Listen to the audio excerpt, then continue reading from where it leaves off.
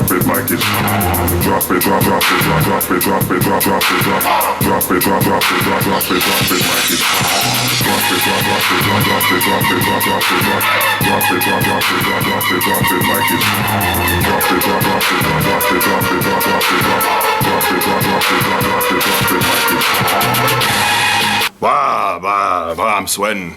Been dancing. Hey, what's up? This is John Griffith. Shout outs to my awesome, compassionate warriors doing wildlife conservation, being in core programs, and all you dancers out there. A lot of you ask me, how'd you learn how to dance? Well, I know I don't look like a dancer. I'm an overweight, 40-something-year-old white dude in a cowboy hat, all hairy and stuff. That's not your typical dancer. I don't look like I should belong in Dragon House. Love Dragon House, which is a dance crew. You should check them out. I think everybody's a good dancer. If you can feel music and you can feel it and dancing feels like a celebration to you, then you're a good dancer. You might be off beat. You should feel free to dance in public anytime you want. But if you want to look good dancing in public, you should at least be on beat. Maybe I'll do a little tutorial sometime. You guys asked me to do tutorials. Maybe I'll do just a staying on beat tutorial. It doesn't have to look great. You don't have to be Marquis Scott or Blueprint or somebody.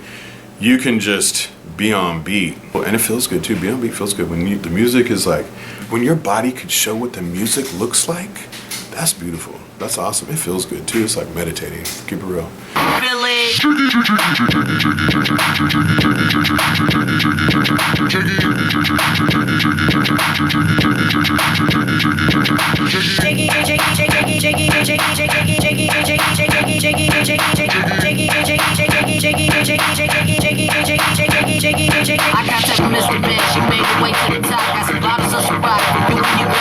So I've been dancing forever. I danced with my sister back in the 70s when I was a little boy.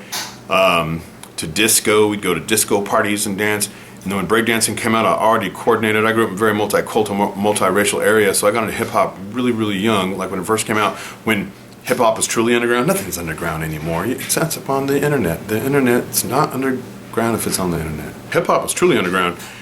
You had to trade tapes with friends in different cities to get artists. So we used to trade 2 short tapes out of California to get, you know, Curtis Blow tapes from New York. You know, I was there in the beginning, and I really enjoyed, really connected with hip hop, and I've stayed listening to hip hop. I like all kinds of music, but I stayed listening to hip hop. Ticket to ride, white line highway, tell all your friends that they can go my way. I got into breakdancing in the 80s. I was White Boy Fresh, of course. You know, the white guy who breakdances is going to be White Boy Fresh. I'm sure there's lots of you White Boy Freshes out there, and still have an affinity for hip hop and break beats and trap music.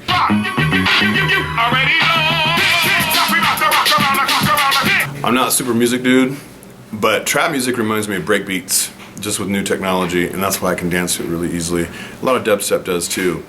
It left kind of that, dubstep kind of left the techno weirdness behind, you know, that boom, boom, boom, predictable stuff, and got a little bit more complicated, a little bit more interesting. Trap music sounds like break beats to me. It's really easy for me to dance to, and that's why I dance to it. I love trap music. I try to dance as much as possible because it feels good, and it helps me connect to people, helps me connect to youth.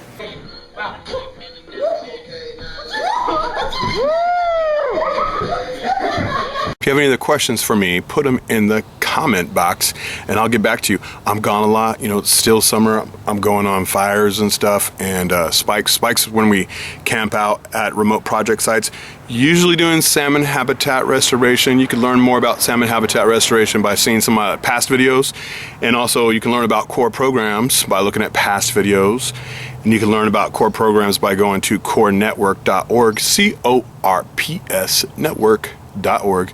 I'm gonna put it fancy, insert it in the thing so you can remember it.